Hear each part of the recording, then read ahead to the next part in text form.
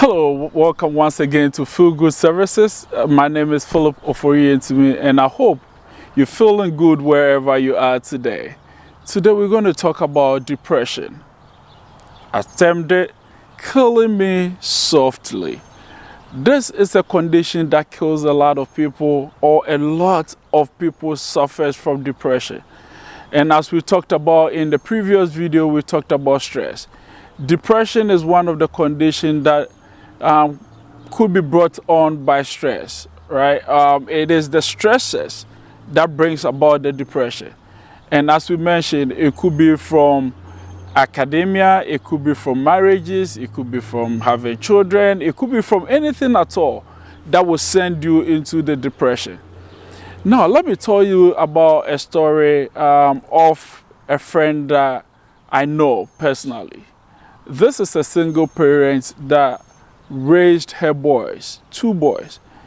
And then it got to a time where one of the boys came to the mom and told the mom that I do not want to go to school anymore. I don't have the energy. I don't feel like it's worth it. Why? You go to school, you come home, you go to work, you go to work, you go to school, you come home. It's not fun. I don't want to do it anymore. So he took a semester off, tried to get himself together. Soon after that, there came the reopening of school where he had to go back. 2 weeks before school reopened, he came to the mom and then he told the mom, "Mom, at this point, I really don't want to live." Those are very powerful, strong words that upon hearing, every parent would be sad about. So this boy really wanted to take his life away because he had been going through depression for so long.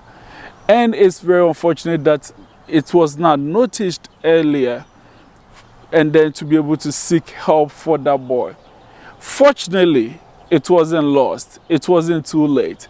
So we were able to get help for the boy, and now he's back in school and doing okay. Depression is real and it kills. It is very difficult because those people just tend to be in silence and suffer. I'll tell you another story about a lady in Canada. When I did my very first video, I have a friend in Canada that called me that she works in the ER, emergency room. They had a Ghanaian patient that came in who had been suffering from depression because she had finished school as a nurse and was not able to pass her boards. So with the stress that were coming from family members and the community as to, oh, when are you going to finish your boards? Oh, when are you going to start working? That amount of stress that came on her made it unbearable for her. Therefore, she wanted to commit suicide. She ended up in the ER and unfortunately, she got help. So once again, I will tell you about Katie Spades and Anthony Bordeaux of CNN. Katie Spades was one of the world leading designers. She had made a lot of money. Anthony Bordeaux traveled around the world living some of the lives that some of us, he was leading the life that some of us would have loved to live. I'm saying this to say that depression is not just for the poor, it's not just for the rich. It could happen to anyone. Money itself is not a solution to happiness. Now, let's talk about some of the symptoms that we see when somebody is depressed. That person will feel sad, will either express it to someone or will just keep it within. And then that is what will be eating them from inside and will be killing them slowly. Or they tend to be very reserved. They tend not to go to social places. They tend not to do things that they enjoy anymore. They feel worthless. They feel like they don't have any purpose in life. They feel like they don't have anything going for them in life. They're not happy about anything that they do. If something had happened before, they tend to have the sense of guilt. They feel like they are the reason for the unfortunate incident that happened. Therefore, they tend to have a lot of depression related to the incidents that happened. They also lose interest or pleasure in the things that they use to enjoy doing, activities that they used to enjoy doing.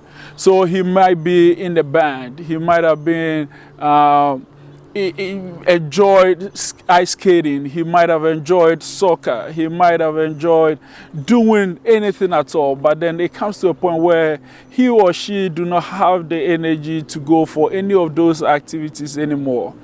They don't have the energy to be involved in anything that used to give them pleasure. When it happens like that, then we have to realize that there's something going on wrong. So we have to really approach those people, talk to them, see what is going on, and see how we can help them. They also have a change in appetite. So they either lose appetite or they then gain much appetite.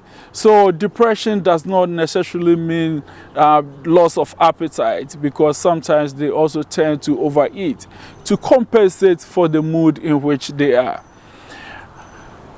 They also have trouble sleeping. They might have trouble falling asleep or staying asleep, right? So they might not be able to fall asleep easily, or they'll go to sleep and then be having frequent awakening. In all of this, we have to pay attention, and anytime you see some of these symptoms coming on you yourself or somebody else, you have to pay an extra attention to it, engage that person in a conversation to see what is going on in their life. They have increase in purposeless physical activity. They tend to move hands, they tend to move their legs, they tend to be a bit jittery. And then they have slow movement, slow speech. They struggle to even get words out. This is a very difficult situation for one to find themselves in. They also have difficulty thinking and concentrating and making decisions, because they have a lot going on in the head. Therefore, they are really not able to keep up with everything that is going on with them. What happens is, when a person is very depressed, that is not the state where they're able to really commit the suicide. But then when they coming out of their depressive state, so if you see someone that has been depressed for some time, and then they tend to turn around, we become very happy for them. Oh, this person has been in bed for 3 months, this person has been in bed for 2 weeks, they really not be eating, right now they're eating, they're doing everything right. So we become very happy for them.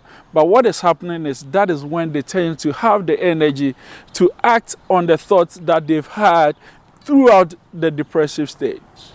Hence, depression is the third leading cause of death in the United States. Some of the things that someone with suicidal ideation tends to do is they tend to give away their things. When you live with someone who is coming out of their depressive state and then tends to give away their things, they engage in risky behavior, such as not putting on their seatbelt, overspeeding, or cutting. Any of those are very risky behaviors that should give you the impression that they are suicidal. They also engage in artwork that denotes death. So they tend to draw, things that resemble or gives the impression of death or they wanting to die. In some cases, they'll actually go ahead and tell someone that, hey, this is how I'm feeling and I'm going to end it. Sometimes we don't take them seriously, and then by the time we realize it has happened. In Ghana recently, we've had some students of Kwame Nkrumah University of Technology, some students in Cape Coast, I believe, who both committed suicide. And it continues to happen all the time. And I believe sometimes we do not pay attention to these individuals and therefore do not pick up on the signs that they are presenting.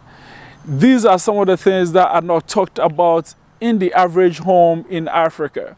So it goes undiagnosed, untreated, until something seriously happens, and then we tend to be like, oh, that is when they were doing X, Y, and Z, labeling all the symptoms that they had.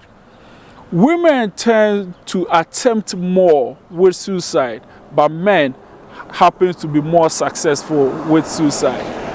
What I'm getting to is that women tend to have more suicidal attempts, but then the men are more successful in really committing the suicide. There was one YouTuber who had a lot of followers. He had a lot going for him because he was a very young guy, you know, video blogger, video game blogger, Etika, who did a video saying that he had had it with the world and he was going to take up his life. At that point, I really don't know how much investigation that went on from when the video was released until when they realized that he was missing. But unfortunately, this guy was able to end his life. This is a disease, or this is a condition that is killing us slowly and taking away our loved ones and cherished ones.